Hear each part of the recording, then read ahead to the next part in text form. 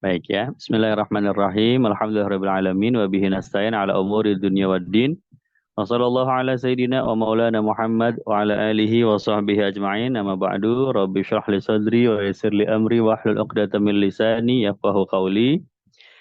Bapak Ibu, teman-teman sekalian yang dirahmati Allah, alhamdulillah ya. Bersyukur kepada Allah Subhanahu wa taala yang mana pada malam hari ini ya kita masih diberikan kemudahan ya, diringankan langkah kita untuk berkumpul dalam majelis ilmu secara virtual ya. Insya Allah kita mendapatkan ganjaran pahala, mendapatkan keberkahan seperti atau sama dengan yang Allah berikan kepada orang-orang yang hadir di majelis ilmu yang sesungguhnya ya. Mudah-mudahan hati kita terpaut satu dengan yang lain ya dalam ikatan cinta semata-mata karena Allah Subhanahu wa taala.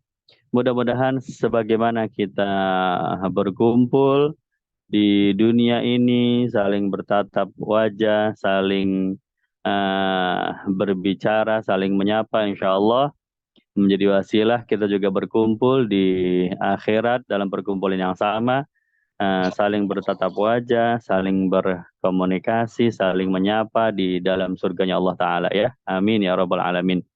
Sudah bersama kita 52 ya, Alhamdulillah. Yuk kita lanjut kembali. Jadi masih melanjutkan yaitu apa pesan-pesan dan nasihat-nasihat dari saya punya guru ya, Al-Alim Al-Alam Maslahatul Ilim Al-Habib Salim Asyatiri ya. Jadi nasihat-nasihat beliau, eh, kalam-kalam beliau ya yang pernah beliau sampaikan apa itu. Nah, sebelumnya kalau masalah apa ya? Karomah. Wah, ini yang paling seneng ya. Orang Indonesia senengnya kalau karomah. Karomahnya apa Ustaz? Ya, dari Al-Habib Salim ya. Karomah-karomah beliau ya tentu banyak ya, tapi eh, membahas tentang karomah kan tidak bisa kita ikuti ya. Karomah itu kan nggak sesuatu yang nggak bisa kita ikuti. Kalau membahas tentang amal, amal soleh, membahas tentang ibadahnya seperti apa, nah itu baru bisa kita ikuti itu, ya kan? Jadi contohnya ibadah beliau itu saya dengar dari eh, seorang teman, ya. Jadi eh, beliau ini jarang bertemu dengan Habib Salim ya. Itu kebetulan Habib lagi ke Indonesia itu. Kan ada 4 tahun sekali atau 6 tahun sekali beliau ke Indonesia kan. Kemudian ada orang Indonesia dan ini cerita langsung sama saya ini orangnya ini. Ya, dia dengar Habib sudah sedang di Indonesia. Wah, dia pengen banget ketemu ya. Pengen ketemu dan cuma nggak sekedar ketemu tapi pengen cium tangan, pengen salaman begitu ya. Nah, suatu hari dia cari informasi deh tuh. Ya, ini Habib kalau di Indonesia tinggalnya di mana? Oh, di rumah Anu ya, di kok di tempat Anu ya. Dia datangin dah tuh. Ya, ternyata betul. Oh, Habib tinggal di sana ya. Dan itu beberapa orang banyak yang juga sudah nunggu pengen ketemu ya, kesempatan kan, kesempatan langka. Maka waktu itu pagi-pagi ya, pagi-pagi kira-kira jam 8. Gimana ceritanya ini ya? Oh enggak. Beliau datang subuh, jadi dapat subuh berjamaah ya. Subuh berjamaah sama Habib ya. Tapi namanya subuh ya kan, jamaahnya kan banyak ya kan. Jadi hanya bisa melihat dari jauh aja ya kan. Jamaah sholat subuh kan banyak. Hanya bisa melihat dari jauh. Selesai sholat subuh, kemudian baca zikir, zikir pagi hari ya.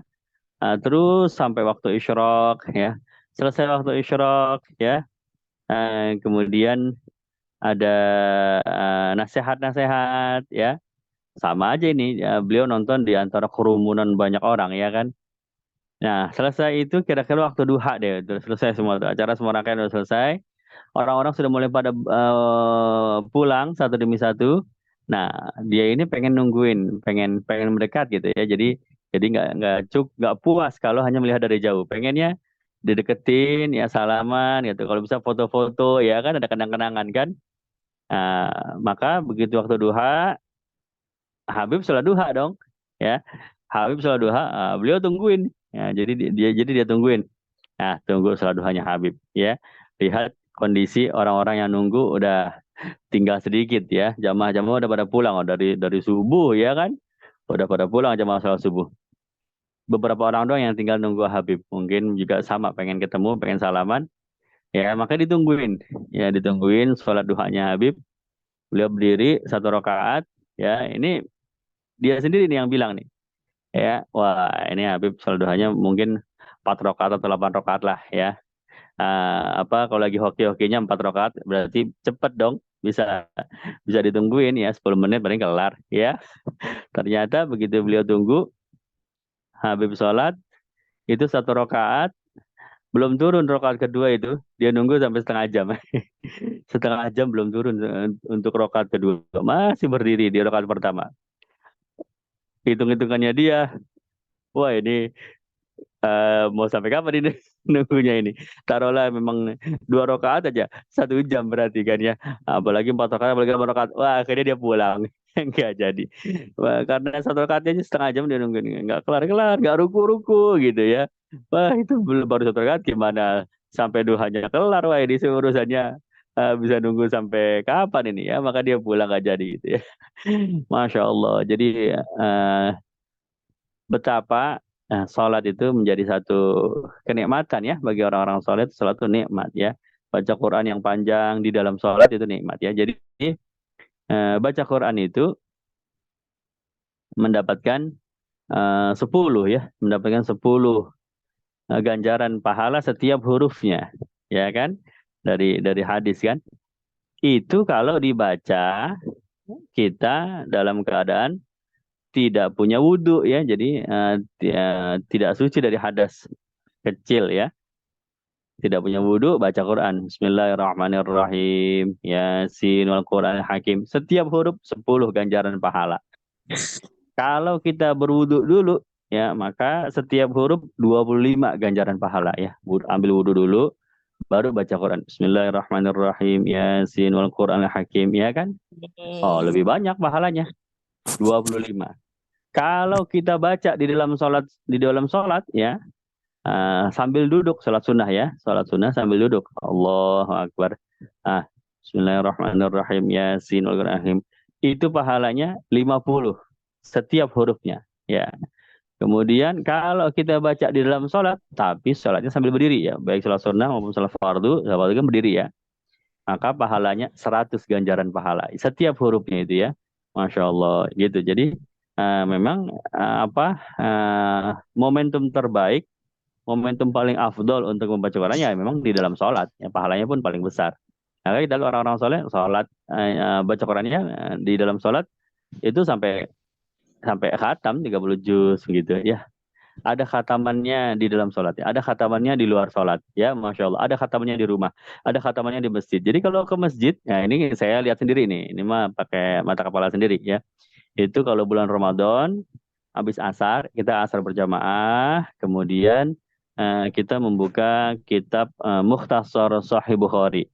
Ya, karena salah satu adat atau kebiasaan ulama-ulama soleh, yaitu kalau bulan Ramadan membahas kitab hadis ya, hal-hal yang berkaitan dengan hadis, begitu. Baik di Indonesia saya ngalamin itu ya, maupun di eh, negara-negara lain, di Yaman, di Hadramaut, itu juga sama hadis yang dibuka ya, khusus bulan Ramadan. Jadi itu juga setelah sholat asar di Masjid Jami, kita membaca Mukhtasar Sahih Bukhari sampai menjelang maghrib ya. Nah, karena itu posisinya di masjid, masjid jami ya, yang hadir bukan cuma santri, orang umum juga hadir ya, untuk mengisi waktu di bulan Ramadan dengan majelis ilmu ya. Nah, selesai sholat asar nggak langsung dimulai itu majelisnya. Nunggu jamaah yang lain datang satu demi satu. Kan sholatnya kan nggak semua di masjid kan, di masjid jami kan. Ada yang sholatnya di masjid terdekat di rumah mereka kan. Nah, sambil nunggu, nah itu beliau biasanya baca baca Quran, baca Quran dengan bacaan yang dengan raut wajah kalau kita lihat dari jauh, ya, seperti orang yang tenang, nggak terburu-buru gitu. Kayaknya satu lembar tuh dibaliknya lama gitu ya, baca Quran tuh. Satu lembar dibaliknya lama, baru dibalik lagi, baru tenang. Ya pokoknya bayangkan orang sedang membaca surat cinta dari kekasihnya, ya, yang dia nggak ketemu 10 tahun jadi TKW, ya dia dapat surat, wah bahasanya tenang, diulang lagi kan begitu ya kayaknya ya. Beda dengan kita, kalau kita baca Quran di bulan Ramadan kejar setoran, wah pokoknya satu hari satu juz, satu hari dua juz, karena sebulan pengen khatam sekali, pas sebulan khatam sekali. Bismillahirrahmanirrahim, Surat langsung balik lagi. Oh, perak langsung balik lagi halamannya ya, karena kejar target. Kalau beliau menikmati ya. Jadi saya ngelihatnya aja nikmat ya, ngelihatnya aja nikmat. Masya Allah, Habib baca Qurannya enak banget ya. Kayak nggak ada yang menuntut dia untuk khatam, tapi khatam juga ya. Jadi ada khatamannya di masjid, tilawah beliau khusus untuk di masjid. Jadi di masjid sudah sampai juz berapa? Juz 5, juz 6. Beliau di rumah beda lagi, ya, tilawah Quran lagi. Tapi di rumah mungkin sudah sampai juz 14, juz 15 ya beda lagi di rumah. Boleh jadi di jalanan beda lagi ya, karena memang mobilitasnya tinggi.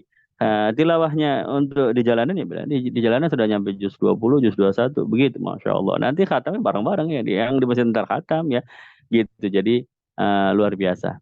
Itu salah satu dari ibadahnya. Jadi kalau ibadah bisa ditiru ya, walaupun nggak full 100% ya, kita tiru 10%-nya lah ya, atau 5%-nya ya, tapi kan sedikit-sedikit naik ya, ada pertumbuhan.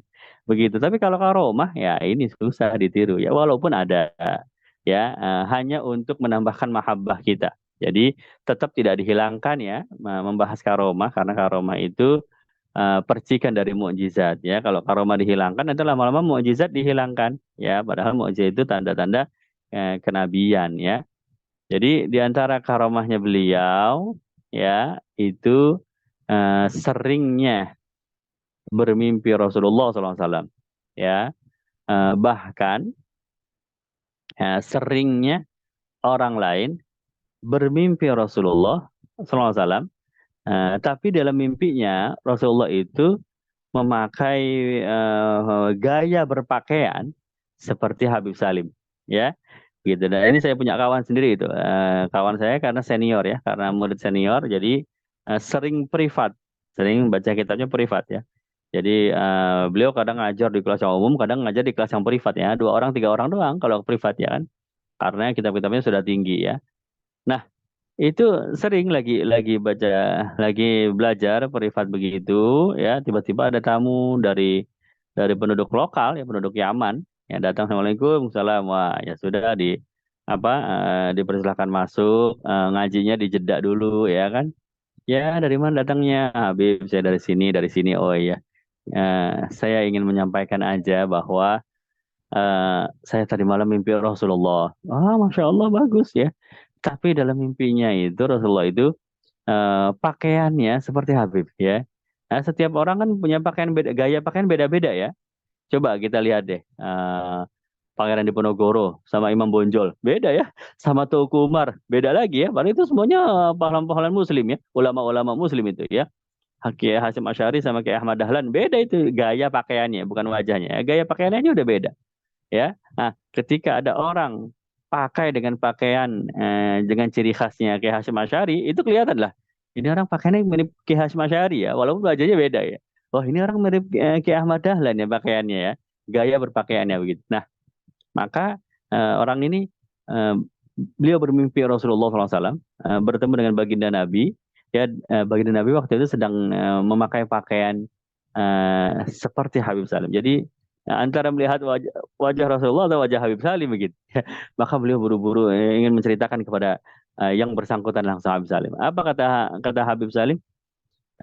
Mungkin Rasulullah sedang rindu dengan saya gitu ya, atau mungkin saya yang sedang rindu dengan Rasulullah begitu ya. Jadi beliau tawadu ya, Masya Allah, terima kasih ya, begitu dan seterusnya ya. Jadi ini nggak sekali dua kali ini.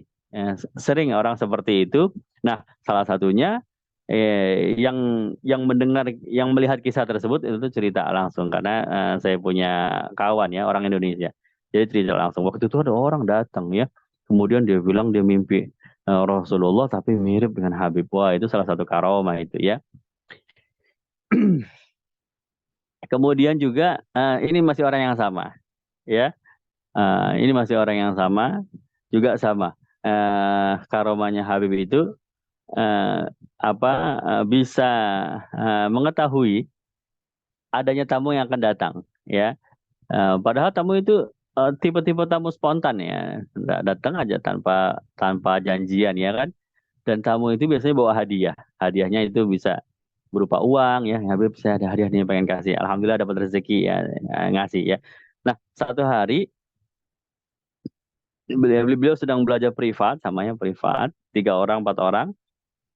Kemudian eh, beliau mengatakan duluan itu, bentar lagi akan ada tamu nih ke kita nih, ya. Dia bakal ngasih kita duit sekian sekian. Dia bawa duit buat hadiah buat kita. Oh begitu. Akhirnya benar lagi nggak belajar, kemudian assalamualaikum di pintu gitu. Ah, coba bukain tuh pintu tamu siapa itu di luar ya. Begitu buka pintunya, oh ya ada Habib Salim. Wah ada masuk, wah, masuk. Akhirnya ngobrol, Habib, ya, alhamdulillah ini saya ada rezeki, ini hadiah buat Habib ya. Kemudian sudah ngobrol lagi pulang, sudah pulang tamunya. Coba ini kamu hitung amplop ini ya. Berapa jumlahnya? Jumlahnya itu begitu dibuka dihitung itu pas seperti yang disebutkan Habib sebelumnya ya. Jadi sebelum datang ke tamu dibilang nanti kita akan ada tamu dan dia akan memberikan kita hadiah ya uang sejumlah sekian begitu. Masya Allah ya, dihitung ternyata uangnya pas. Nah, itu salah satu karomah ya. Ya seperti sudah tahu duluan begitu ya. Nah, itu untuk menambahkan mahabbah kita ya kepada beliau, itu hanya menambahkan mahabbah ya. Tapi yang lebih utama ya adalah eh, ilmu-ilmunya ya, ibadah-ibadahnya. Baik. Nah, ini diantaranya ini ya. Yuk kita bahas kalam-kalamnya. Ini dari kitab ini ya. Min fawaid wal afas duror ya, daripada faidah-faidah atau hikmah-hikmah ya yang beliau sampaikan.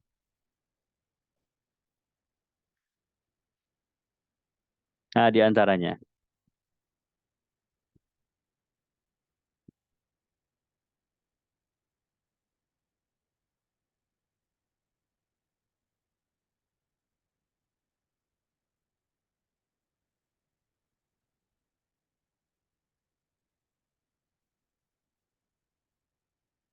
Ini ya. Beliau pernah menjelaskan sebuah hadis. Utlubul ilmi walau bisin ya, tuntutlah ilmu walau sampai ke negeri Cina. Apa kata beliau? Darajatuhu dhaif. Ini hadis adalah hadis dhaif ya. Walakin ta'addadat riwayat fartaqa ila darajatil hasan li ghairihi. Tapi meskipun hadis ini dhaif, tapi riwayatnya banyak. Datang dari berbagai macam riwayat ya. Riwayatnya banyak. Tuntutlah ilmu sampai ke negeri Cina ya. Maka karena banyak yang meriwayatkan ya, dhaif saling menguatkan satu sama lain, maka naiklah hadis ini menjadi hadis hasan ya. Baik. Kemudian tuntutlah ilmu sampai ke negeri Cina, kata beliau, ini sebetulnya adalah berita yang disampaikan Rasulullah SAW mengenai keadaan akhir zaman, ya, bahwa nanti akan datang satu masa di akhir zaman itu negara-negara muslimin dengan negara-negara Islam, negara-negara muslimin dengan negara Cina, ya, satu ke alaqati baina daulah Islami wa baina Sin, ya, itu seperti sudah tidak ada jarak lagi karena saling berhubungan ya. Jadi kalau dulu di zaman Nabi ya, Cina itu sesuatu yang entah letaknya itu di antah berada jauh banget ya. Kalau Syam ya masih masih kekejar deh tuh Syam ya, atau Romawi atau Yunani apa Persia ya, itu masih kekejar deh tuh ya, atau Yaman ya arah selatannya ya, itu negeri-negeri yang jauh-jauhnya itu ya. atau yang nyebrang pulau Habasyah nyebrang pulau, atau di utaranya Syam sampai ke Romawi sampai ke Persia, itu jauh tapi masih kejangkau. Tapi kalau Cina, oh itu udah jauh banget ya. Kayaknya nggak ada orang Arab tuh sampai ke Cina untuk urusan dagang ya, untuk urusan apa nggak, saking jauhnya. Makanya disebutkan, wah, menuntut ilmu itu walaupun sampai ke Cina tuntutlah itu ya. Jadi artinya walaupun tempatnya jauh banget ya, tapi kalau emang ada ilmu di sana, nah silakan ambil ilmu walaupun sampai ke sana ya.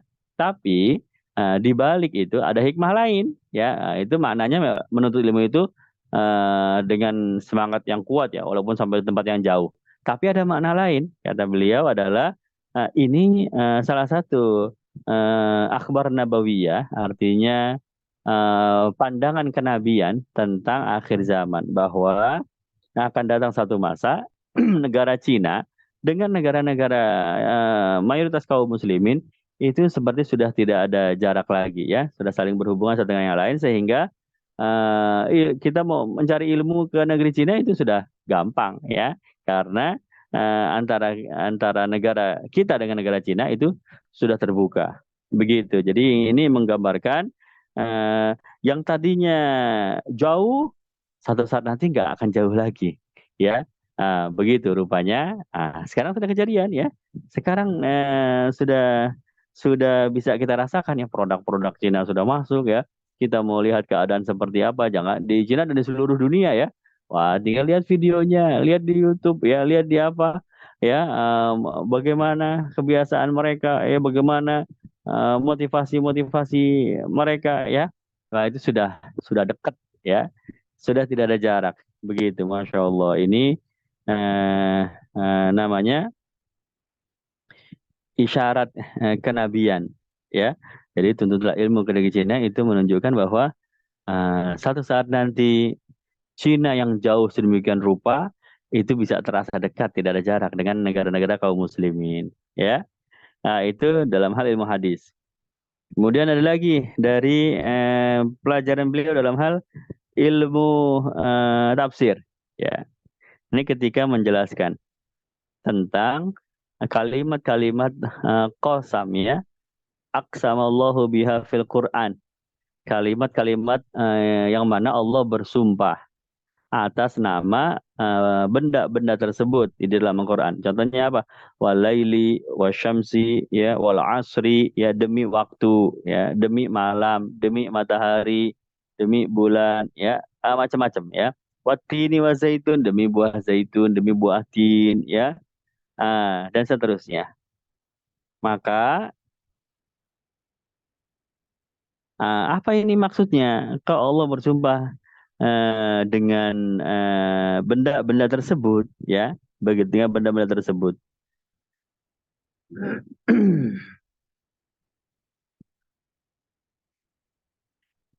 bahwa ada dua pendapat.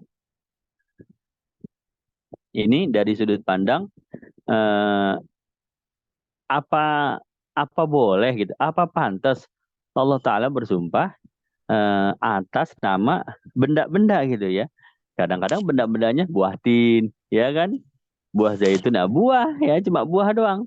Ya, apa pantas begitu ya kalau matahari, bulan, wasyamsi, waduhaha, waktu duha, wal qamari, demi demi apa bulan, idza talaha, dan seterusnya ya. Nah, itu kan sesuatu yang dahsyat, tapi kadang-kadang sesuatu yang remeh-temeh kelihatannya ya, kelihatannya remeh-temeh. Tin, zaitun ya, apa pantas begitu. Maka beliau menjelaskan, wal jawab ala hadza min wajhain. Al wajhul awal anna Allah lahul haqqu ya, yaqsimu bima syaa min makhluqatihi kama syaa li'annahu wa sahibul haqq ya. Yang pertama, semua ciptaan Allah ya. Nah, karena itu Allah bebas dong mau bersumpah atas nama apapun yang sudah dia ciptakan gitu ya. Artinya orang semuanya punyanya Allah ya, maka bebas-bebas saja kalau yang punya sih begitu. Kecuali yang nggak punya ya, bukan yang punyanya ya. yang bukan yang punyanya tiba-tiba bersumpah atas nama sesuatu yang tidak dia miliki. Ah, itu baru jadi tanda tanya. Kalau memang dia yang menciptakan, dia yang punya, dia yang miliki ya. Kemudian dia bersumpah atas nama hal tersebut, ya silakan-silakan saja begitu ya. Ya, ini satu pendapat yang bagus sekali ya. Jadi hak prerogatif kepada Allah Ta'ala dari sudut pandang bahwa Allah yang menciptakan begitu ya. Kenapa kita yang repot begitu ya? Jadi eh, dan kita nggak bisa gitu menciptakan ya. Jadi eh, janganlah melihat yang besar-besar seperti matahari, bulan kita nggak bisa ya. Memang nggak bisa ya. Tapi yang kecil-kecil pun kita nggak bisa ya. Buah ya, buah kan hal-hal yang remeh-temeh. Tapi manusia bisa nggak membuat buah ya, sebuah buah di dalamnya ada biji ya, ambil daging buahnya keluarkan, ambil bijinya, bijinya kecil banget cuma seukuran apa ujung kuku ya bijinya ya, tapi kalau biji itu ditanam di dalam tanah dia bisa meletek ya. Dari biji itu bisa meletek keluar akar, keluar calon batang, nanti akhirnya batangnya muncul ke permukaan tanah ya, keluar dari permukaan tanah. Lama-lama batang muda jadi batang tua, keluar daun ya, dari daun akhirnya lama-lama besar keluar buahnya. Masya Allah ya, dari mana itu semuanya? Dari biji yang hanya seujung kuku ya. Udah manusia nggak akan bisa deh udah ya, dipikirin tujuh keliling juga nggak akan bisa dengan teknologi AI, dengan teknologi komputer macam-macam ya. Wow, udah susah itu. Gimana caranya? Benda yang hanya seujung kuku tiba-tiba bisa meletek keluar bakal batang, kemudian keluar batang, kemudian daun keluar, kemudian keluar buah yang lebih hebatnya. Ini keluar buahnya loh, ya. Dan itu nggak berkurang buahnya ya. Persis sama seperti awal ya. Yang mana buahnya itu kalau dicabut, ya dibuka, daging buahnya dikeluarin, tengah-tengahnya ada biji. Bijinya bisa melakukan hal yang sama lagi. Wah, subhanallah ya. Ini hal yang teramat dahsyat ya kalau kita merenungkan ya Allah ini ayat-ayat Allah ini ya, ini ciptaan Allah ini sudah tidak mungkin ya bisa melakukan hal yang sama kecuali Allah Ta'ala begitu ya kan. Hal-hal yang kecil-kecil begini yang menjadi bukti adanya Allah bagi kaum muslimin. Makanya kita jadi orang Islam itu di dalam Quran jelaskan hal-hal yang remeh-temeh tapi menguatkan keimanan kita gitu ya. Ini kelebihan kaum muslimin ya, dibandingkan umat-umat para nabi di zaman dahulu ya. Kalau para nabi di zaman dahulu mereka butuh hal-hal yang besar ya. Contohnya siapa? Umatnya Nabi Musa. Umatnya Nabi Musa itu butuh apa? Laut dibelah jadi dua. Oh, baru mereka beriman. Oh, ini baru nabi nih, mantap ini, pasti utusan Allah nih. Kenapa? Laut bisa dibelah jadi dua, coy. Begitu ya kalau kalau di zaman sekarang ya. Wah, laut bisa dibelah jadi dua. Wah, hebat. Mereka beriman. Nah, tapi ini kan ada kelemahannya. Apa kelemahannya? Yang beriman cuma yang nonton doang pada zaman itu ya. Kalau mereka punya anak, anaknya nggak nonton. Mereka cuma dapat cerita doang dari orang tuanya. Mulai berkurang kadarnya, ya kan? Nah, apalagi cucunya, wow, udah mulai berkurang lagi. Dari mulut ke mulut, akhirnya berkurang keimanannya karena bukti yang hal-hal yang luar biasa tersebut hanya terjadi pada zaman itu aja. Yang ngelihat hanya sebatas itu aja, ya kan? Gitu. Kemudian Nabi Soleh ya punya mujizat apa? Batu bisa kebuka keluar onta. Oh, yang ngelihat mujizat tersebut tentu beriman dong. Wah, hebat Nabi Soleh ini baru utusan Allah nih. Batu coy. Begitu kebuka bisa keluar onta ya kan? Tapi kelemahannya apa? Ya cuma cuma orang yang hidup pada zaman itu yang ketemu dengan ontanya ya. Begitu ontanya sudah mati ya mereka hanya dapat cerita aja. Zaman-zaman setelahnya hanya dapat cerita aja. Apa benar ya akhirnya berkurang kadar keimanannya. Tapi umat Islam, umatnya Nabi Muhammad SAW nggak dikasih hal-hal yang luar biasa ya.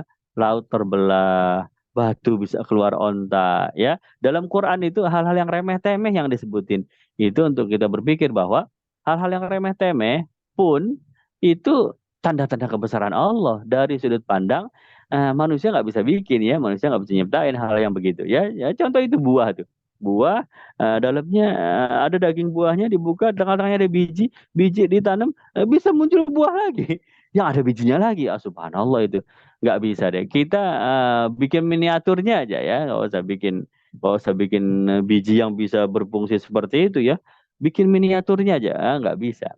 Atau dalam Quran kan bau tuh eh, nyamuk, ya kan? Sampai disindir sama orang-orang kafir.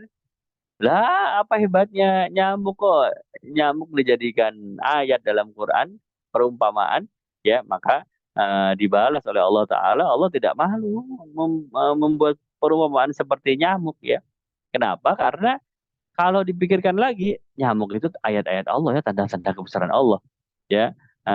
Tidak mungkin manusia bisa membuat nyamuk, ya. Walaupun jangan hidup lah, nyamuk yang mati aja ya. Jangan nyamuk yang hidup. Nyamuk yang mati ya, artinya apa? Patungnya aja, patung nyamuk deh manusia bikin. Bisa nggak ya? Patung nyamuk tapi betul-betul kemiripannya 100%. Artinya nyamuk itu kan punya sayap. Sayapnya itu ada pori-porinya ya. Ketipisannya yang teramat tipis ya. Kemudian punya kaki. Kakinya ada urat-uratnya, urat kakinya. Kemudian dalam tubuhnya nyamuk ada apa? Ada jantung, ya kan? Ada peredaran darah. Ya buktinya nyamuk ngisep darah. Berarti kan makanan dia darah itu diolah. Ada sistem pencernaannya kan. Bikin deh tuh patung yang kayak begitu ya. Hal benda yang kecil banget tapi dalamnya ada jantungnya, ada peredaran darahnya, dia bisa napas, ada sayapnya, yang sayap itu bisa bawa badannya terbang, ya kan? Wah, subhanallah. Ada kakinya, kakinya itu ada serat-seratnya, ya kan? Ada urat-uratnya, ya kan? Gitu. Itu nggak bisa deh. Manusia bikin kayak begitu berarti, oh betul ini tanda-tanda kebesaran Allah, ayat-ayat Allah. Nah, maka umat Islam, umatnya Nabi Muhammad diberikan hal-hal yang sangat ringan sehari-hari di depan kita, tapi kita menjadi tambah keyakinan kita ya. Walaupun ringan, tapi kalau dipikirkan lagi ya benar ya. Manusia nggak bisa bikinnya, hanya Allah yang mampu gitu ya. Walaupun hal kecil ya, tapi tetap aja Allah Taala yang bisa. Kita nggak bisa nyamuk ya atau buah atau apa aja. Jadi tidak perlu melihat laut yang terbelah, tidak perlu melihat batu yang bisa keluar onta. Hal-hal sehari-hari pun bisa menambah keimanan kita kepada Allah Ta'ala. Wah, ini hal yang luar biasa ya, yang hanya dimiliki oleh umat Islam, ya, sehingga umat Islam mukjizatnya Al-Quran. Sudah mukjizat terbesar itu, mukjizat Nabi Muhammad yang terbesar Al-Quran ya, karena Al-Quran itu sudah nambah keimanan kita begitu ya. Sedangkan umat-umat yang lain mukjizatnya wah yang seperti itu ya, menghidupkan orang mati ya, yang sakit bisa sembuh dalam sekejap atau macam-macam lah ya sudah ya. Mau berbicara dengan hewan ya kan, hanya hal-hal spontan yang hanya orang yang berada pada zaman tersebut yang tahu kejadiannya yang akan beriman. Begitu sudah selesai, udah ya. Subhanallah. Jadi itu yang pertama, bahwa jangan, meskipun itu hal-hal kecil remeh-temeh ya, tapi nggak bisa dianggap remeh ya. Makanya sah-sah saja Allah Taala mengambil sumpah atas nama hal-hal tersebut. Ya, Allah yang punya ya, ya terserah yang punya ya begitu. Yang kedua, sebetulnya eh, ala takdiri mudhof. Sebetulnya ketika Allah mengatakan bersumpah demi matahari, demi bulan, itu sebetulnya ada kata yang tersembunyi, yang tidak muncul pada kalimat tersebut. Tapi sebetulnya ada, tapi nggak muncul. Ya, apa itu? Yaitu Robbu. Jadi warobbi syamsi, warobbil laili, ya, begitu. Jadi eh, demi Tuhannya matahari, demi Tuhannya bulan. Jadi kembali bahwa sumpahnya itu atas nama Allah juga, begitu kan? Bukan bersumpah atas nama benda-bendanya, tapi bersumpah atas nama Allah yang menciptakan matahari, bersumpah atas nama Allah yang menciptakan bulan, begitu ya. Jadi ada dua pendapat ulama. Yang pertama mengatakan kalau memang itu mau diartikan memang bendanya yang dijadikan sumpah, ya nggak apa-apa juga, orang Allah yang punya, terserah yang punya ya. Tapi yang kedua, kalau memang eh, apa hal tersebut sebetulnya ada kata yang mudhof yang tersembunyi, yaitu Rabb ya, wa rabbi syamsi wa rabbil laili. Jadi bukan ketika membaca wasyamsi wa duhaha ya, wal laili idza yaghsha, ya itu sebetulnya wa rabbil laili idza yaghsha gitu ya. Rabbinya ini tersembunyi ya. Hanya muncul ketika mau menafsirkan ayat tersebut. Begitu ya. Ini salah satu penjelasan dari Habib Salim ketika menjelaskan tentang tafsir ya, tentang hadis ya. Baik, kemudian apa lagi nih? Tentang apa lagi? Fikih belum ya? Tentang fikih ya. Coba kita lihat. Itu mantap ya penjelasan beliau. Ini tentang fikih nih, coba ya.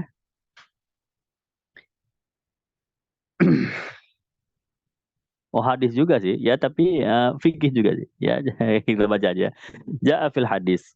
Anhu sallallahu alaihi wasallam, man shalla qabla zuhur arba rakaat haramallahu 'alan nar. Ada dalam hadis bahwa siapa orang yang sholat qobliyah zuhur 4 rakaat, maka diharamkan dia atas api neraka. Ya, baik. Man sholla, ya, siapa orang yang pernah sholat, ya, kalau dimaknakan berarti pernah sholat ya. Jadi walaupun sekali ya sudah man sholla sudah ya begitu. Wa hadhihi ni'mah azimah ya. Ya, maka kata beliau, oh ini satu nikmat yang sangat agung ini ya. Ini satu hal yang sangat dahsyat. Kenapa? Karena kalau dari redaksi katanya baginda Nabi SAW, eh, orang yang sholat cuma satu kali ya sudah dapat janji ini ya. Orang yang sholat cuma satu kali sudah masuk bagian daripada yang disebutkan ini. Kan memang mana sholat? Siapa yang pernah sholat ya begitu. Li'annahu qala man sholat ya walau marrah wahidah, walaupun satu kali, apalagi istiqomah ya. Tapi ini kan maknanya adalah eh, dari redaksi kata yang disebutkan Rasulullah. Rasulullah nggak bilang istiqomahnya, Rasulullah bilang siapa yang pernah sholat gitu, siapa yang sholat. Nah, tetapi war riwayah tsaniyah tadulu ala anna hadza thawab la yanaluhul insan illa bil muhafadzah. Nah, tetapi ada hadis yang lain. Ya, jadi ini hadis betul sudah. Dan ini berita gembira buat kita nih. Satu kali aja udah diharamkan dari api neraka. Tapi ada hadis yang lain. Man hafadha ala arba'a rakaat qabla zuhur wa arba'a ba'daha haramallahu 'alan nar. Nah, siapa yang menjaga? Nah, di hadis yang lain adalah siapa yang menjaga 4 rakaat sebelum zuhur dan 4 rakaat setelahnya, maka Allah haramkan daripada api neraka. Ya, jadi ada dua hadis. Yang pertama man sholat, yang kedua man hafadha. Siapa yang pernah sholat? Yang kedua, siapa yang menjaga? Kalau menjaga berarti nggak cukup sekali, ya kan? Berkali-kali, ya kan? Kalau sekali doang ya, ya enggak. Nah, orang yang menjaga wudhu ya berarti begitu dia wudhu, begitu batal, dia wudhu lagi. Ya dijaga wudhunya ya. Begitu batal, dia wudhu lagi. Itu menjaga wudhu. Kalau orang wudhu sekali, habis itu batal, udah. Ya, nah, saya udah menjaga wudhu, ya nggak jaga, ya ini nggak wudhu lagi, ya kan? Orang menjaga wudhu itu yang begitu batal dia wudhu lagi ya. Nah ini juga sama, orang yang menjaga sholat berarti ya hari ini dia sholat, besok dia sholat, besok lagi dia sholat, dijaga terus setiap hari. Begitu ya. Baik. Nah sekarang ya ini yang antiknya ini ya. Nah yang antiknya ini adalah ketika kita sudah mengetahui ada hadis ini, man hafadha, yang menjaga, apakah itu berarti eh, hal tahrimu ka'alan nar tanaluhu bimarrah wahidah? Apakah itu berarti membatalkan hadis yang pertama bahwa kalau orang cuma sholat sekali berarti dia tidak diharamkan dari api neraka ya, memang harus berkali-kali, apa begitu gitu ya. Nah maka eh, adanya riwayat yang kedua itu sebagai motivasi saja, man hafadh ya, yang menjaga. Kenapa?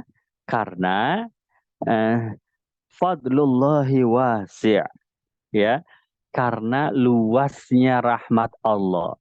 Jadi rahmat Allah itu luas ya. Jadi pemberian Allah itu di luar akal manusia ya. Akal manusia sih memberi sesuai dengan pekerjaan, ya kan? Nah, coba lihat pimpinan perusahaan, ya kan? Wah, ini karyawan pekerjaannya susah nih, ya kan? Dia menghandle apa misalnya ya satu divisi, wah gajinya 20 juta sebulan, ya kan? Wah ini pekerjaannya gampang ya. Dia hanya bagian kebersihan, hanya bagian cleaning service, UMR gajinya 5 juta sebulan. Ada yang 20 juta, ada yang 5 juta, beda-beda Pak ya. Kenapa? Ya memang pekerjaannya beda, tanggung jawabnya besar, kemampuan yang dibutuhkan juga beda, gajinya lebih besar. Jadi manusia itu membayar, memberikan pamrih, memberi sesuatu kepada orang lain, tergantung dari kapasitasnya, tergantung dari apa yang dikerjakan oleh mereka ya. Ada karyawan yang kerjanya sampai lembur ya, sudah jam pulang kantor dia masih kerja lagi. Ada yang lembur dapat tambahan. Ya, ada yang nggak lembur pas ya masuk kantor, pulang kantor, pulang ya dia dapat segitu aja. Jadi yang pas-pasan ya bayarannya pas, yang lembur bayarannya lebih tinggi. Nah, itu tipe yang terjadi pada manusia ya. Hal yang lumrah terjadi pada manusia. Maka Allah Ta'ala nggak kayak begitu. Fadlullahi wasi'. Rahmat Allah itu demikian luas ya. Kalau rahmat Allah itu terbatas dengan apa yang dikerjakan orang ya, apa bedanya dengan manusia begitu ya. Selain Allah Ta'ala itu maha amat dermawan ya, amat sangat dermawan. Maka kalau disuruh milih, hadis yang pertama itu sudah eh, sudah cukup. Artinya apa? Orang yang sudah mengerjakan sekali saja, dia diharamkan oleh Allah dari api neraka, insya Allah ya. Begitu. Asal dia selamat aja ya. Matinya bawa iman, matinya nggak bawa dosa besar, ya kan? Matinya dia tetap dalam keadaan syahadat, ya sudah, ya dapat dia tuh fadilah tersebut. Kenapa? Dari sudut pandang rahmat Allah itu luas gitu. Jadi jangan mempersempit rahmat Allah. Jadi luasin kalau urusan, kalau hal yang berkaitan dengan rahmat Allah. Begitu ya. Oh, cakep ini. Ya ini saya teringat dengan Mbah Maimun ya. Kayak Maimun Zubair. Kayak Maimun Zubair itu kan satu alma mater ya dengan Habib Salim. Sama-sama belajar kepada ulama Mekah, Sayyid Alwi bin Abbas Al-Maliki Al-Hasani ya, yang 40 tahun mengajar di Masjid Haram ya, di bidang hadis dan di bidang fikih mazhab Imam Malik. Jadi Mbah Maimun itu pernah bertanya kepada santrinya ya, murid-muridnya ini. Nah, ini santrinya yang cerita langsung ini ya. Dulu saya pernah ditanya sama Mbah Maimun begitu ya. Apa kata Mbah Maimun Zubair? Ya, beliau bertanya, eh, bagaimana hukumnya, sah atau tidak pernikahan yang umum terjadi di Indonesia, yang mana wali si perempuan itu orang fasik. Ya. Kan kalau dalam ilmu fikih itu orang fasik tidak sah menjadi wali nikah. Nah, kalau jadi wali juga berarti nggak sah dong akad nikahnya. Ya, kan dia berarti dinikahi oleh wali yang tidak sah, tidak memenuhi syarat, ya begitu. Apa itu fasik? Ya, menurut kategori fikih fasik itu orang yang mengerjakan dosa besar atau orang yang melazimkan dosa kecil. Ya, dosa besar itu kabair ya, membunuh orang, durhaka orang tua, meninggalkan sholat, makan riba, minum khamar, judi, ya, syirik, ya itu namanya dosa besar itu. Ya, wah itu tuh coba tuh lihat tuh, ada yang meninggalkan sholat, ya, ada yang makan riba, ada yang minum khamar, ada yang judi. Nah, itu kan umumnya orang ya kan, umumnya orang di Indonesia ya, walaupun nggak semua sih ya, tapi banyak lah kejadiannya ya kan. Bapaknya itu nggak tahu sholat, nggak pernah sholat, ya kan. Tiba-tiba begitu nikahin anaknya yang perempuan jadi wali nikah. Nah itu maksudnya tuh begitu. Kejadian tuh kayak itu banyak tuh, kejadian kayak begitu tuh. Ya, nggak ngerti-ngerti sholat, Ramadan juga nggak puasa, ya Ramadan puasa kalah berapa? Kalah 30 itu sih nggak ada yang puasa sama sekali. Kalah kalah 30, kalah mah satu ya gara-gara sakit ya. Begitu. Maka kata Mbah Maimun, oh gimana coba hukumnya itu? Pernikahan yang kayak begitu. Wah, maka santrinya menjawab, Itu hukumnya sah, Kiai, nggak kenapa-napa. Itu apa namanya? Apa namanya? Melawan arus dari kitab-kitab fikih ya. Fikih kan sudah menyampaikan syarat wali nikah ya, tidak boleh orang fasik ya. Malah dijadikan tantangan bagi Kiai Maimun Zubair. Sekarang yang terjadi di Indonesia bagaimana itu? Orang fasik pada jadi wali nikah, sah apa enggak? Ya, nanti jawab sah, Kiai. Begitu jawab begitu, apa kata Mbak Maimun? Oh, itu baru santri saya. Masya Allah ya. Kenapa? Karena kalau dijawab nggak sah, kasihan. Berapa ribu orang Mbak pernikahan jadi pada nggak sah ya. Anak jadi anak zina, kemudian perbuatan mereka jadi perbuatan maksiat setiap hari, ya kan? Kalau kita ngambil yang nggak sah, maka jadi apa? Jadi bencana besar bagi mereka gitu ya. Padahal ada peluang, ada celah di mana kita bisa anggap sah. Kapan contohnya? Contohnya ketika orang tersebut sebelum akad nikah itu mesti dituntun sama penghulunya, ya kan? Ya, baik, sebelum akad nikah kita baca syahadat dulu ya. Asyhadu alla ilaha illallah. Baca bareng-bareng tuh. Ya walinya, ya suaminya, ya saksinya baca ya. Asyhadu alla ilaha illallah wa asyhadu anna Muhammadar Rasulullah. Astagfirullahaladzim. Astagfirullahaladzim ya. Sudah dituntun, ya ayo baru Pak. Silakan Pak baca Pak. Baca akad nikahnya. Saya nikahkan dan saya kawinkan kamu. Ayo baca. Saya terima nikahnya. Jawab ya. Saya terima nikahnya, saya kawin dan saya terima kawinnya dengan mas kawin anu ya kan? Nah, pada momen di mana dituntun baca syahadat, dituntun baca istighfar, itu kan boleh jadi menjadi pertaubatan yang diterima oleh Allah. Kalau taubatnya diterima, ya hitungan detik Allah hapuskan itu label fasiknya orang tersebut. Ya nggak jadi orang fasik, orang udah taubat, ya kan? Kalau dia sudah taubat, sudah tidak jadi fasik, ya berarti sah nikahnya. Begitu. Tapi kan belum tentu diterima Ustaz ya. Dia kan taubat juga, nggak pernah taubat, ya, tiba-tiba taubat ya. Nggak pernah baca istighfar, nggak ngerti-ngerti istighfar, tiba-tiba istighfar. Masa iya istighfar kayak begitu diterima? Nah, hak prerogatif untuk menerima atau bagian haknya Allah, bukan haknya kamu begitu ya. Apa yang punyanya saja, yang punya taubat ya, itu nggak mempersalahkan. Kalau kamu jadi mempermasalahkan begitu ya, apa yang bukan punya kamu begitu. Jadi intinya eh, kita mengambil yang husnuzan bagi kaum muslimin ya, karena fadlullahi wasi', rahmat Allah itu luas ya. Kedermawanan Allah itu tanpa batas, jangan samakan dengan manusia begitu. Jadi hal-hal seperti ini melatih kita husnuzon sama Allah itu, yakinnya sudah mantap itu. Cara pandangnya nanti berbeda. Memandang kepada Allah Subhanahu wa taala, oh sampai begini ya, dahsyat banget berarti kedermawanan Allah ya, nggak terukur sudah ya, sampai menetes air mata kita, masya Allah ya. Bayangkan ini cuma ya, urusan baca istighfar, satu satu momen dia syahadat, dia istighfar ya, itu bisa aja terjadi, kenapa nggak bisa begitu ya. Atau hadis yang tadi ya, cuma 4 rakaat dia berdiri sholat qobliyah zuhur, akhirnya diharamkan dia ada neraka, ya bisa aja gitu, kenapa nggak bisa begitu ya, dengan berkaca kepada fadlullahi wasi', rahmat Allah itu teramat luas. Oh, ini salah satu daripada yang membuka apa ya, membuka hati kita ya, membuka jendela pikiran kita. Masya Allah, ternyata demikian ya. Maka memang hidup kita itu gampang nih, jangan ditakut-takuti. Wah, susah loh, tobat itu susah loh ya. Wah, itu neraka itu pedih loh, keras loh, ya. Mati sakaratul maut itu mati dahsyat itu loh ya. Hati-hati, tahajud tuh harus malam suntuk kamu, kalau enggak kamu bisa digiling kamu di alam barzah. Wah, macam-macam ya. Allah maha luas rahmatnya. Walaupun jangan jadi mengecilkan ya, walaupun jangan jadi ngeremehin, wah akhirnya jadi ninggalin sholat, tapi ya jangan juga. Tapi tetap ada keseimbangan ya, rahmat Allah itu luas.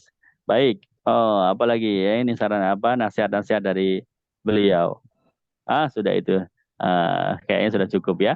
Jadi sudah jam 9. Jadi itu diantaranya. apa yang dilihat langsung atau apa yang direkam dalam kitab ini dari kenangan-kenangan kami selama dididik ditempa oleh beliau ya.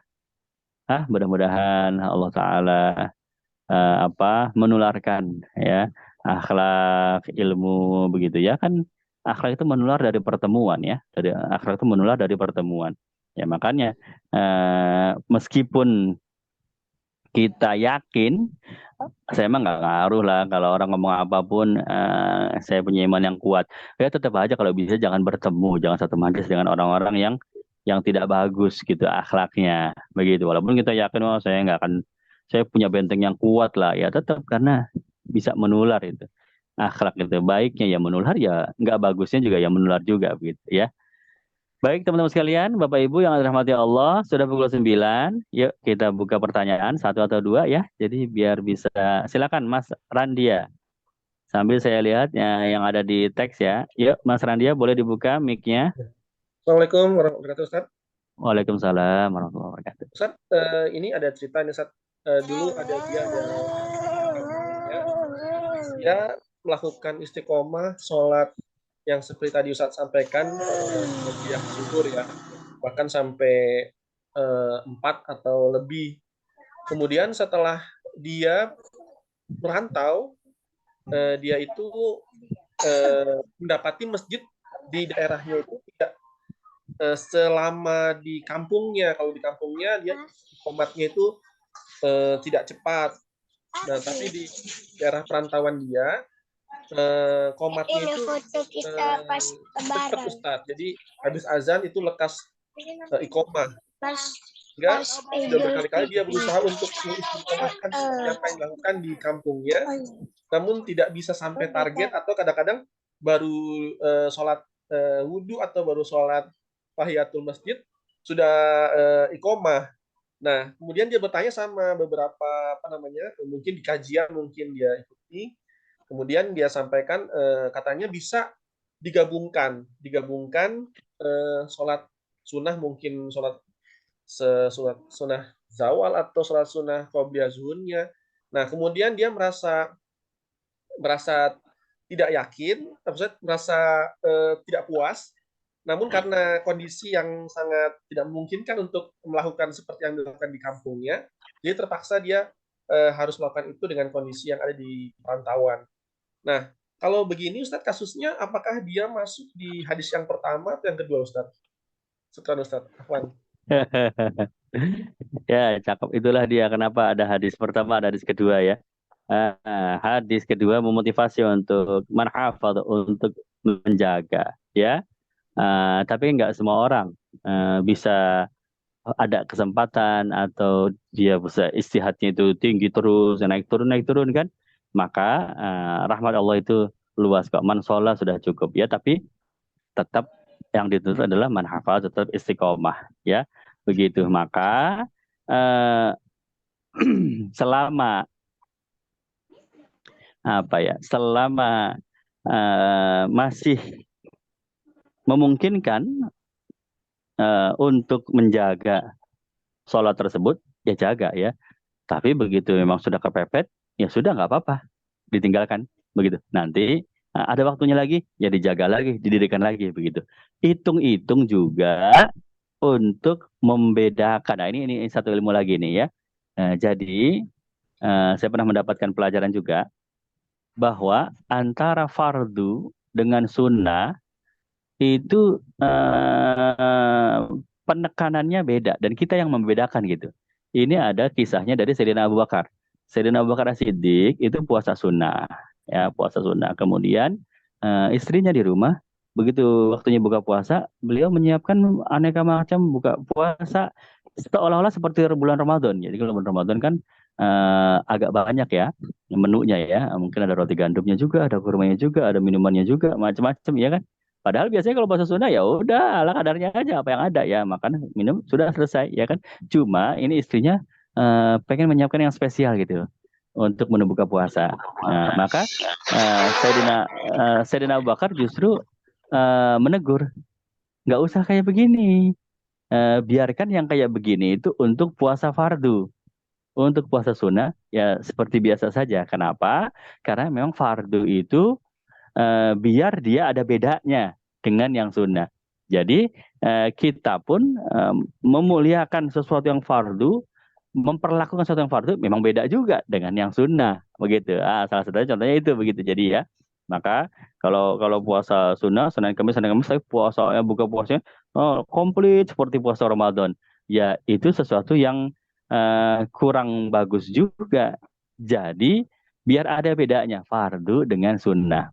Sama seperti Rasulullah SAW ketika sholat sunnah dengan sholat fardu itu ada bedanya, ya, dari sudut pandang kecepatan. Beda. Sholat sunnahnya Nabi itu agak cepat, ya.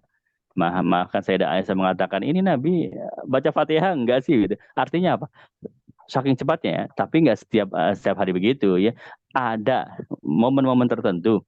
Sholat sunnahnya Nabi cepat banget sampai saya mengatakan, ini baca Fatihah apa enggak sih ya? Begitu ya. Tapi kalau sholat fardu, wah jangan tanya deh sudah ya. Satu rakaat 10 menit, dua rakaat 20 menit kalau sholat subuh ya kan. Kalau sholat yang lain satu rakaat 5 menit, dua rakaat 10 menit ya, empat rakaat ya 20 menit juga berarti ya. Begitu. Jadi dibedakan juga untuk menjadi pembeda. Maka ketika kita tidak sengaja menemukan satu kondisi, wah nggak bisa sholat sunnah sih. Ya sudah ambil hikmahnya. Ya sudah nggak apa-apa ini saya tinggalin karena memang kepepet memang nggak bisa. Tapi hikmahnya adalah hitung-hitung buat ngebedain mana yang fardu mana yang sunnah. Kalau yang fardu kan nggak mau harus dikerjakan. Bisa nggak bisa kepepet nggak kepepet ya tetap harus dijaga. Tapi yang sunnah, nah begitu. Jadi kita melihat di sini Islam itu lentur banget ya. Hukum Islam itu lentur banget. Lah kok enak ya dibahas dari berbagai sudut pandang, enak-enak aja ya, Masya Allah ya.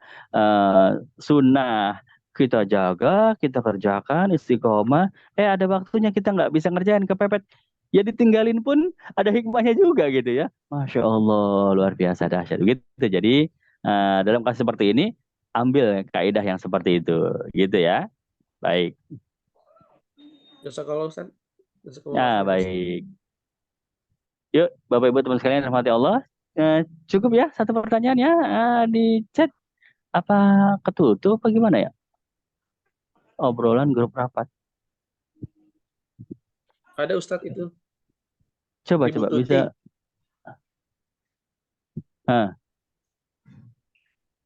Saya nggak Ibu ada Tuti ya. Hartuti. Oh. Iya, Ustadz itu mau bertanya, kalau kita Baik. nabung di bank konvensional, itu termasuk riba atau gimana? Baik. Bagus ini ya. Jadi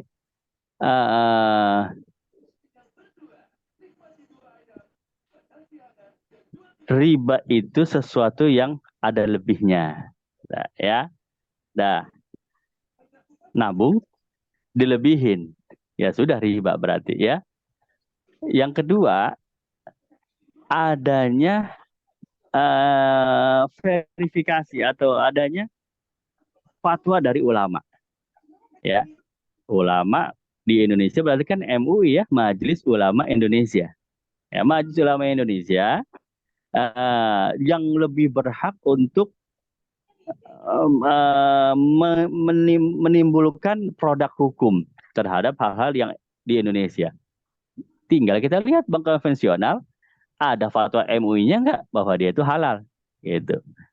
Kalau nggak ada, ya kembali kepada fatwa ulama, begitu. Jadi yang pertama kita tahu di situ ada lebihnya, karena memang ada sebagian kita nggak menyangkal ya, ada sebagian dari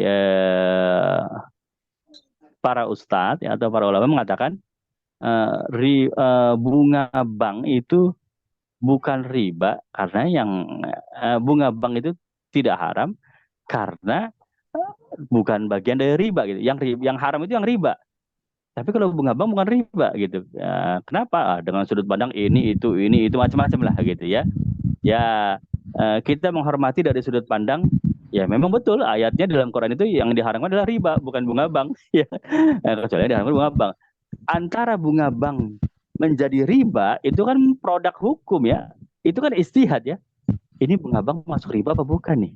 Nah, itu kan diperlukan ulama yang beristihad gitu. Maka ketika ada orang dengan istihadnya dia, bunga bank menurut istihad saya itu bukan riba, maka dia tidak haram. Ya silakan Anda ambil dengan istihad tersebut, tapi kita kembali kepada ulama MUI, ya.